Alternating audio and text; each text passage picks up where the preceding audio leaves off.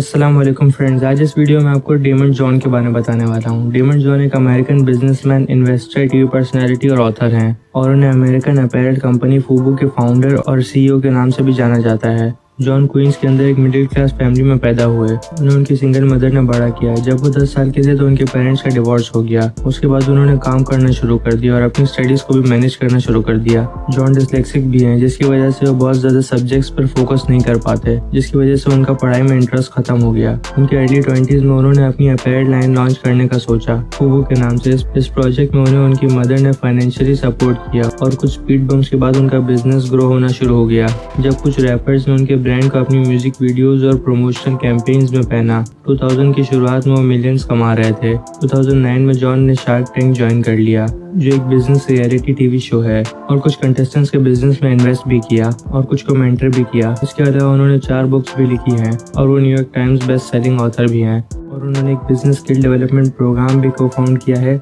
Next level success के नाम से। डेमन गारफील्ड जॉन की पैदाइश 23 फरवरी 1969 ब्रुकलिन, न्यूयॉर्क में हुई। वो एक मिडिल क्लास फैमिली से हैं और उनके पेरेंट्स कैरेबियन हैं, जिनका नाम मार्गरेट और गारफील्ड जॉन है। वो अपने पेरेंट्स की इकलौती औलाद हैं। उनका बचपना क्वींस में गुजरा। उनके पेरेंट्स फाइनेंशियली वेल नहीं थे। जॉन के पेरेंट्स ने उन्हें हार्डवर्क काफी जल्दी सिखा दिया, जिसकी वजह से वो उनके ग्रेटफुल हैं। जब वो 10 साल के थे तो उनकी लाइफ में काफी डिफिकल्टीज आई। उनके पेरेंट्स का डिवोर्स हो गया और उनके फादर घर छोड़कर चले गए। उनकी मदर प्रोफेशनली एक होम मेकर थी और उनके फादर के जाने के बाद उन्हें कोई जॉब नहीं मिली, जिसकी वजह से वो गरीब हो गए। जल्दी जॉन ने डिसाइड किया कि वो काम करना शुरू कर दे। वो क्वींस के हॉलिस रीजन में बड़े हुए, जिसमें ज्यादातर कम इनकम वाली ब्लैक पॉपुलेशन रहती थी। जॉन वहाँ अपनी सोसाइटी के बच्चों के साथ अक्सर वक्त गुजारा करते थे। वहाँ लोग एक दूसरे के साथ मिलकर रहते थे और एक दूसरे की मदद किया करते थे। उन्होंने डिफरेंट जॉब्स करना शुरू कर दी बहुत ही छोटी उम्र में। वो पेंसिल्स बेचते थे और स्नो को शावल करते थे। फिर उन्होंने एक इलेक्ट्रिशियन के पास ट्रेनिंग लेना शुरू कर दी, जिसमें वो इलेक्ट्रिकल इश्यूज को ठीक करते थे।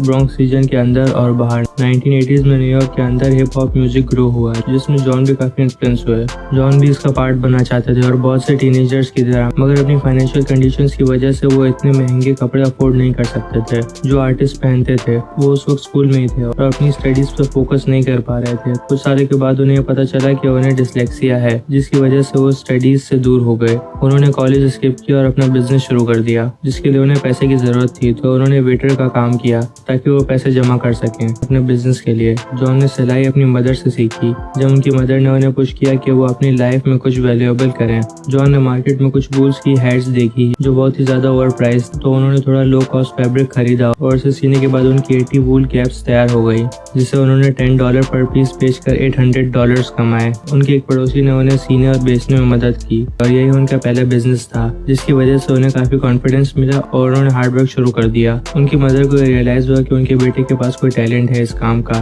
तो उन्होंने एक बड़ा रिस्क लेने का सोचा और अपना घर गिरवी रखवा कर $100,000 जॉन को दे दिए बिजनेस में इन्वेस्ट करने के लिए। 1992 में उन्होंने अपनी कंपनी की बुनियाद डाली फॉर अस बायर्स के नाम से, जिसे शॉर्ट में फूबू भी कहा जाता है। उस वक्त उन्होंने वेटर का काम भी कंटिन्यू रखा। बिजनेस के अर्ली स्टेजेस में उनका सबसे बड़ा चैलेंज मार्केटिंग थी और जॉन ये भी जानते थे कि उन्हें कुछ सेलिब्रिटीज को भी लाना पड़ेगा अपने ब्रांड को प्रमोट करने के लिए। जैसे ही बिजनेस स्मूथली चलना शुरू हो गया तो जॉन ने स्क्रीन प्रिंटेड टी शर्ट सीना शुरू कर दी और जब बिजनेस थोड़ा और बड़ा हुआ तो उन्होंने अपने नेबरहुड से 2 और फ्रेंड्स को अपॉइंट किया टी शर्ट्स की सेलिंग के लिए। बिजनेस को एक्सपेंड करने के लिए उन्होंने टी शर्ट्स को लार्ज कंसाइनमेंट्स में बेचना शुरू कर दिया नॉर्थ ईस्ट रीजन में। कुछ वक्त बाद उन्होंने फूबू लोगो, हॉकी जर्सीज और टी शर्ट्स पर भी सीना शुरू कर दिया। उन्होंने वो लोगोज डिजाइन करना शुरू किए जो हिप हॉप ट्रेंड्स को मैच करें और उनका ब्रांड लोगों में काफी पॉपुलर हो गया। उनका सबसे बड़ा प्रमोशन आइडिया ये था कि वो अपने टी शर्ट्स कुछ पब्लिक फिगर से पहनवाएंगे।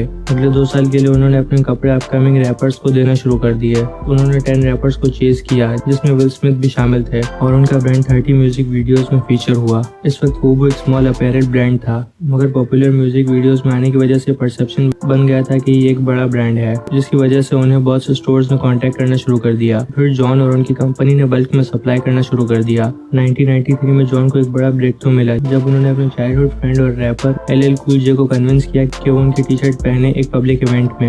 बाद में में एक गैप एडवर्टाइजमेंट शूट करने के बाद कूल जे ने फूबू हेड पहनी और फॉरेस्ट बायस का फ्रेज भी यूज किया अपने एक रैप सॉन्ग में। उसी वक्त जॉन को $300,000 के ऑर्डर्स रिसीव हुए। गुड्स डिलीवर करने के लिए उन्हें अपने काम को बढ़ाना था, जिसके लिए उन्हें पैसे की जरूरत थी। इसके लिए उन्होंने बैंक से लोन मांगा, मगर उन्हें 27 मेजर बैंक्स ने रिजेक्ट कर दिया। उनकी मदर ने कुछ पैसे जमा किए और द न्यूयॉर्क टाइम्स में एडवर्टाइजमेंट डाल दी, जिसकी वजह से सैमसंग टेक्सटाइल ने फूबू को हेल्प करने के लिए कांटेक्ट किया। इस वक्त फूबू एक ग्लोबल ब्रांड है और उन्होंने $6 बिलियन से ज्यादा की सेल्स की है। जॉन इसके फाउंडर और सीईओ होने की वजह से नेशनल सेलिब्रिटी और इंस्पिरेशन बन गए हैं यंग ब्लैक अमेरिकन पॉपुलेशन के लिए, जिन्हें अक्सर ग्रो करने से भी रोका जाता है और अपॉर्चुनिटीज भी कम दी जाती हैं।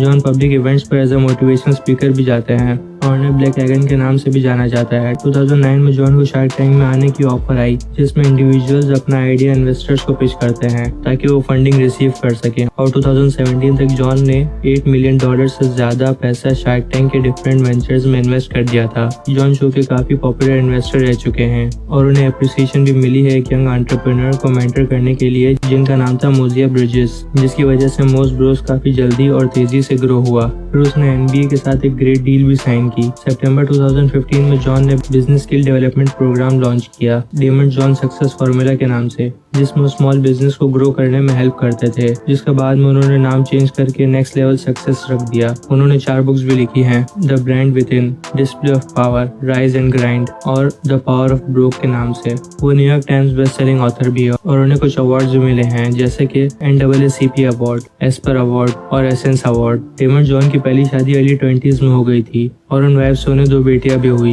उस वक्त वो अपने बिजनेस में बिजी थे, जिसकी वजह से उन्हें उनकी वाइफ ने छोड़ दिया और उनका डिवोर्स हो गया। 2018 में उन्होंने हेदर टेरेस से शादी की और उन्हें एक बेटी पैदा हुई, मिन्का जैगर। 2017 में उनका थायराइड कैंसर डायग्नोस हुआ, फिर एक सक्सेसफुल सर्जरी के बाद वो कैंसर फ्री हो गए। तो ये थी मेरी वीडियो डेमंड जॉन के ऊपर। अगर आपको वीडियो पसंद आए तो आप इस वीडियो को लाइक कर सकते हैं और ऐसी वीडियोस के लिए मेरे चैनल को सब्सक्राइब कर सकते हैं। बेल के आइकन को दबाएंगे तो आपको आने वाली वीडियोस की नोटिफिकेशन मिल जाएंगी। और हाँ, आखिर तक देखने का बहुत बहुत शुक्रिया।